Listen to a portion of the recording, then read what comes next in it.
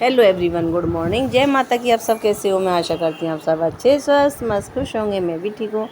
और ये है नोएडा वाला वीडियो, क्योंकि मैं नोएडा में थी कि बच्चों की वजह से मुझे जाना पड़ा और सुबह का समय हो चुका था। तो बाहर ना इतना अच्छा मौसम हो रहा था, घटा घटा सी भी हो रही थी और धूप सी भी। तो इन दिनों ना बारिश का मौसम होता है तो मस्त मौसम होता है। तो बाहर देखा तो बड़ा अच्छा नज़ारा लग रहा था। तो घटा हो रही थी, ऐसा लग रहा था जैसे बारिश होने वाली है। और कहते ना कि दूर से बहुत ही सुंदर हवा ववा चल रही थी।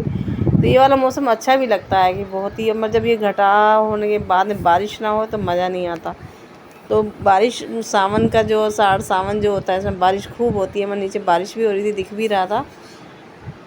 तो मैं आराम से यहाँ बैठी थी और इधर पौधों को रही थी निहार। पौधे भी अच्छे लग रहे थे बाहर। तो मैं बालकनी के पास में ही बैठी हुई थी और इधर देख रही थी बाहर से। तो पता भी नहीं चला कि बारिश कब मेरे को आ गई।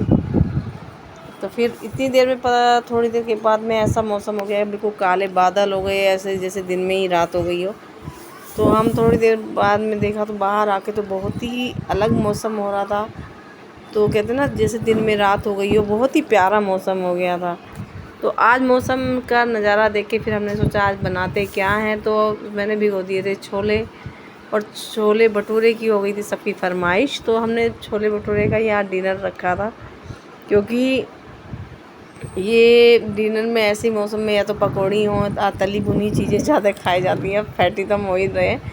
तो मैंने छोले भिगो दिए थे और छोले भिगोने के बाद में मैंने रख दिया उबलने के लिए कि अब चलो आज बनाते हैं छोले भटूरे। तो ये मौसम में ऐसे ही होता है, कभी चीले बन रहे हैं, कभी पकौड़ियाँ बन रही हैं, कभी पूड़ी। और आज बन रहे हैं हमारे यहाँ छोले भटूरे। तो मैंने छोले अच्छे से भीग चुके थे और भीगने के बाद में मैंने चढ़ा दिए थे कुकर में। और इसमें एक मैंने इलायची और थोड़ा तेज़पात और लौंग वगैरह डाल के मैंने कुकर में इसको चढ़ा दूँगी। तो सभी को अच्छे लग रहे थे इसमें कि भाई मम्मी छोले भटूरे बनाओ।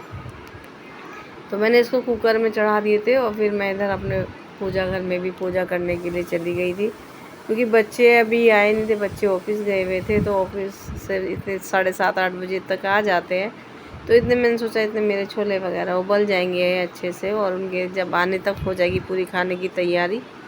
और मन भी ऐसे ही हो रहा था कि कभी बाहर को देखूं कभी अंदर। और बच्चे छोटे हैं तो आरू वगैरह भी परेशान करती है, तो इसलिए बच्चों के साथ में काम करना बड़ा मुश्किल काम हो जाता है जिनके घर में छोटे छोटे बच्चे हैं।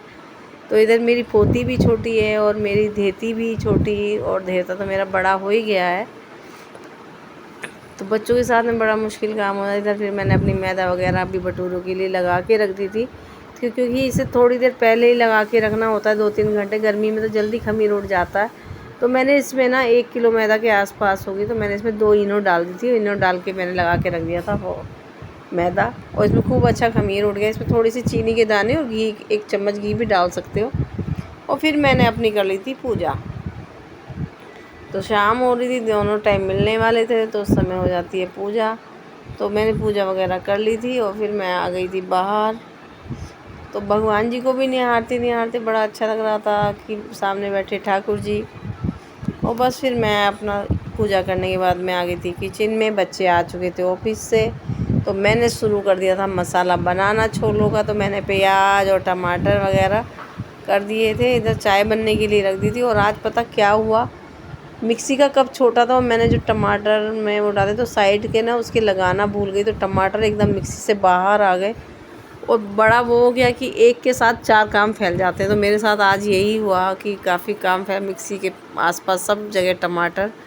और बस इधर मैंने फिर छोले का सब मसाला बना के पहले छोले को बनने के लिए रख दिया, और फिर उतारने लगी थी मैं भटूरे। और वो जो काम मेरा फैला हुआ था ना किचन का, टॉवल वगैरह पे सब पे आ गई थी। फिर मैंने उसको भी अच्छे से साफ़ किया और बच्चों को देने लगी थी गरम गरम भटूरे कि भाई खाओ। तो मज़ा आ गया था, क्योंकि कभी कभी ना ऐसा होता है कि खाने के बनाते रहो और बच्चे खाएं तो बड़ा मन भी सुकून मिलता है। उसके बाद में मैंने सोचा चलो अब मैं घूमूं, क्योंकि बनाने से ना मेरे दिमाग में ना तेल सा चढ़ गया था कि मैं खा नहीं पाई। फिर मैंने सोचा थोड़ा नीचे घूम के आती हूँ बच्चों को लेके। इधर ये शुभम और ये ख्याति इधर ये लग गए थे एक्सरसाइज वाली वो देखने के लिए, सारे चढ़ चढ़ के उसमें देखने लगे। इधर मैं बाहर ही खड़ी थी और इन्होंने बच्चों की तरह शुरू कर दी मस्ती करने के लिए, हो गए इस पे तैयार।